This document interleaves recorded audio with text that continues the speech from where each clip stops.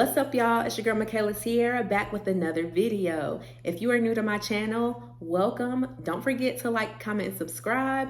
And if you have been rocking with your girl thus far, welcome back. Welcome back. So for today's video, let's just get into some of the pros and cons of travel dental hygiene, also known as temping as a dental hygienist. But first and foremost, let's get into the scrubs, okay? The high neck. These scrubs are from my girl Taja for Juice scrub line called Tafe. I will put the link to her website in the description box below, but I get so many compliments on my scrubs when I go to my work assignments, and they always ask me, are they figs? And I'm like, baby, no. These are Tafe. Okay, so make sure y'all go get y'all some Tafe scrubs because they fit perfectly, they stretch, they're wrinkle free, and I love them all around. So as some of you may know, if you watched my previous video, I have been a travel dental hygienist for a couple of months now. I'm definitely not new to it. I had been doing some travel dental hygiene assignments here and there when I still had my full-time job, but now I do travel full time. So I get a lot of questions just asking about what it's like, what are some, pros and cons. So we're going to address those in this video today. And they're not in any particular order or anything like that, but let's get into the good first. So we're going to do the pros first. One of the pros of travel hygiene is that you can make your own schedule. When I say you can make your own schedule, it's literally just that. You control when you work, how much time you work, where you want to work. All of that is completely up to you. Like, you might have some days where you just want to take a week off. You might have a time where you decide, hey, I want to work the whole week. And you can literally do that because you are running and you are managing your own schedule. So for me, that is super convenient because, I'm flexible. So I can work when I want, I can travel as far as I want. And it just works out for me. I love the fact that I can make my own schedule and be my own boss pretty much. Another pro about travel hygiene is that you might find a full-time position, or you can find an office that likes you and you can start temping there consistently. I have been to so many different offices. I will easily say, since I have been temping, I've been to at least 15 different dental offices, and I have at least 5 that I consistently go back to. Now, mind you, every dental office I have been to, they always ask me, am I looking for a full-time job? And you can get a full-time job through temping, or you can just continue to temp. If you're good, they'll want you to keep coming back as long as you're available. So like in my case, I've had offices, they want me to come back, but I'm so booked out that I don't have time to work with them. But when you're good, your skill, you're good at what you do, and you're not a slacker, especially being a temp hygienist, then they'll see that. They always ask the patients when they go to the front desk, how did your cleaning go? How was your appointment? And if you're good and you keep getting that positive feedback from the patients, then they'll definitely ask you to come back. Or they might ask you, hey, are you looking for a full-time job? Are you, wanting to work here or whatever? So I do like the fact that I have a few offices that I know I can always go back to, or I'm going to be like their first go-to if they need a temp. Another thing that I would consider one of the pros of temping as a dental hygienist is that you are not obligated. You have no obligations to that office, literally. One of the reasons that I ended up leaving my full-time job is because it just started to get too politicky for me. Like, a lot of people don't really talk about this, but when you get in the dental field, especially a full-time office, they're going to be talking about numbers and production, because everything that you do has a dollar sign amount to it. In school, you don't really think about like, okay, a pro fee, the x-rays, exam, all of that has a dollar amount to it. So a lot of times when you get into these offices, especially the full-time offices, you have a certain goal that you have to meet, or that they're expecting you to meet as far as the production for the week. Like, for example, at my, the office that I was at, like for the week, our production might have been like $5,400. Which sounds like a lot, but honestly, when you do so much in an appointment, it adds up so quickly. But the good thing about temping is that they're not expecting you to get all this production. They're not expecting you to do those little add-ons where, so that their office can meet their goal, because at the end of the day, you're just there to help them out. So you're doing what you can, not saying that you're doing bare minimum, because that's not good practices anyway. So always do your best and do what's best for the patient, but you don't have to worry about the obligations of being hounded about production or the expectation like, oh, well, make sure this is done, or this got to be done, this got to be done. No, you're literally there to work, do your best work, collect your check, and go home. And you don't have to ever go back if you don't like it. And one that I would definitely call a pro, and I feel like anybody would, is you get more pay. Like when I tell y'all, as a travel hygienist, I literally make about $25 plus more than what I was making at a full-time office. And everything is not about money, but in this economy, I'm going where the coins are, and the coins are in temping, okay? You definitely have to know your worth and know your price. Now, what I will say is that I do think that some people get into temping and they get, especially if you are on one of the apps where you can set your price.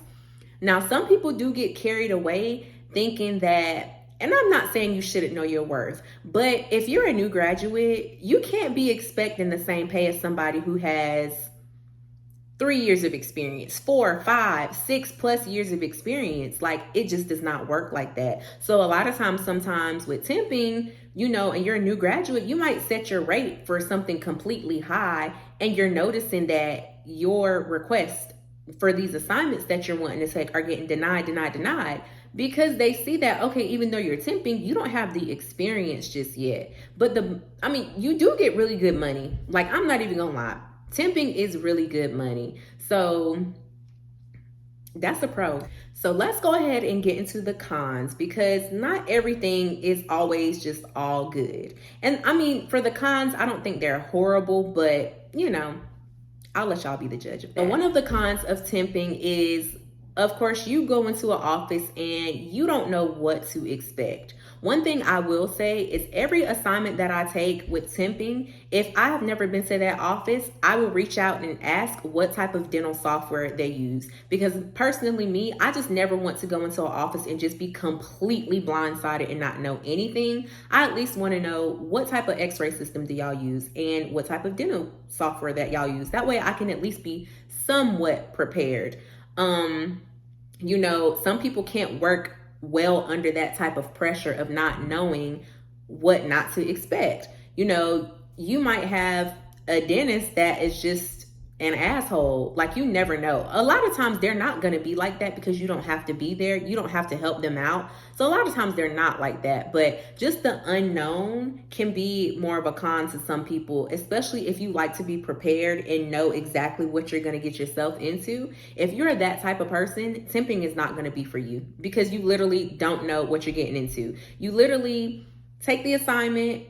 Like I said, I ask what type of software they use, and then I'll Google the dental office just to kind of get a feel of the office and the vibe. But other than that, you know nothing about that office. So you're pretty much going in blindsided. Another con that can happen with temping, and I've actually seen it happen, is that sometimes the instruments are not the best. The hygiene instruments are not the best. They might give you these instruments that are like butter knives, no cutting edge on it. If you're a hygienist, you know exactly what I mean. They even have, like, I've been to offices where the instruments are room specific. So they have like different color codes, like these instruments belong to this specific room. And I do think sometimes they purposefully will give the temp the bad instruments for whatever reason. Like, it's just, if you crack well under pressure, or if you crack easily under pressure, you wouldn't make it in temping, because like I said, them instruments sometimes are horrible. Cavitron tips bent at a 90-degree angle. Like, come on now, how am I supposed to use that? Like, you literally do not know what type of instruments are going to be like that, like, are going to be like in that office. So yeah, I can work with whatever, but yeah, you might get into an office and the instruments are just horrible. Another one of the cons And I hate that it's like this, but it definitely is like this because I have personally experienced something like this before. But you might get into an office where the hygienists are not very helpful. Now, with me, I'm a very quick learner. I'll ask something once or twice, and after that, I got it. But like some of them, like even when it comes to something as simple as logging onto the computer, because there's passwords for everything, you might have those hygienists who purposefully don't help you out. One, I think it's more so because they know you're filling in and they already know you're making more money than them. So it makes them feel a type of way off the bat. Not saying that it's always like that, because I've literally only been in one office where I knew the hygienist felt a way that there was a temp there and she wasn't being helpful, but I still had it, like literally. So I'm gonna just tell y'all the scenario that happened so y'all can get a little context. So went into this one particular office. Office was cool, like patients loved me, everything. So I had a patient that needed an SRP, or in other words, a deep cleaning. So for SRP, typically we will numb the patient, and I am local anesthesia certified. But for this particular SRP, it was what's considered a limited, or what some people may consider a 1 to 3 teeth SRP, meaning that only 3 or less teeth need the deeper cleaning. So when I have patients like that, if they don't have significant bone loss or very significant tartar buildup on the x-rays, then I will use something called Orachix or Cetacane, which is still numbing, but it's not local. It's not a needle. It goes directly into the gums and it numbs, but it doesn't get like the whole mouth numb like local anesthesia. So when I saw that I had that, I was, I asked the hygienist, I'm like, hey, do y'all have Orachix? I have a limited SRP, and I think I want to use Orachix. This hygienist is going to tell me, oh, well, we're all local certified. We only do local anesthesia, most of us, because we're all local certified. And it was just little stuff throughout the day, like that I figured out on my own. And I knew she acted that way either because she was mad because I was temping there and she already knew I was getting that bag. Hygienists make good money, like temping or not, but with temping, you're gonna make significantly more. So she knew I was getting to my bag. I was doing really, really good. I always do good when I temp. I'm not cocky, but I'm damn good at my job. I do not fumble when I go to these offices, okay?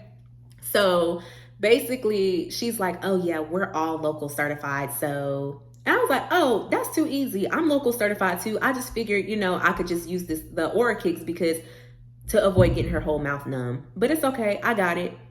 Boom. Did what I had to do. That patient told me that was one of the best injections she ever had. And she wanted to see me next time. Because your girl is good at what she does.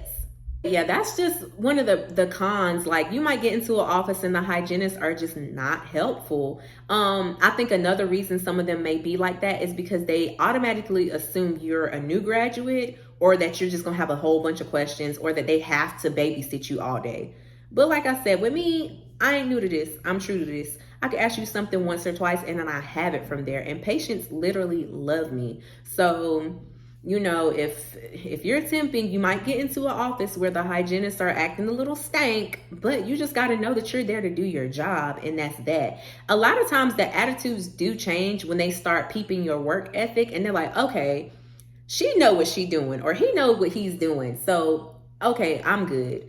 So something else that I would consider a con is that with temping, you do not get any benefits. No dental insurance, no health insurance, no 401k, none of those all-inclusive benefits that you would get at a full-time office. However, if you know how to set your stuff up and you know how to prioritize, you can easily get all of that stuff outside of being in like a full-time office. So some people feel like, they want all of the benefits already, as a package deal in the office they work with. And then some people like myself know other options where you can go outside of a full-time office and still have all of those same benefits for not even a lot. So some people may consider, not having benefits a con, but that's up to you to decide. So the last con I would say as far as temping as a dental hygienist is the travel. I mean, you're a travel dental hygienist. So I would say the furthest that I have traveled was maybe an hour and a half. That's the furthest I've traveled. But most of the times when I'm traveling, it's between like an hour, like a solid hour, which does not bother me at all. Now, to some people, they would get tired of, the drive and the travel. I don't mind it at all. So if you are one of those people who, don't want to travel, then travel hygiene might not be for you. It's just that the area that I'm in, sometimes I do get assignments in my direct area that might be 15-20 minutes away, but the ones that are better are about an hour away, and I'm going for the better. So the drive doesn't bother me, but to some, the driving could be a con. But those are just the ones that I would say are the main pros and cons. Now, there are, some other things that goes into temping as a dental hygienist, but I would say those are like the main pros and cons. But if you've made it this far in this video, thank you so much for watching. Thanks for y'all support. Y'all, we are almost at 2K subscribers. So please don't forget to like, comment, and subscribe. Comment down below, ask me questions, tell me what y'all want to see, and I'll see y'all for the next video. Peace out.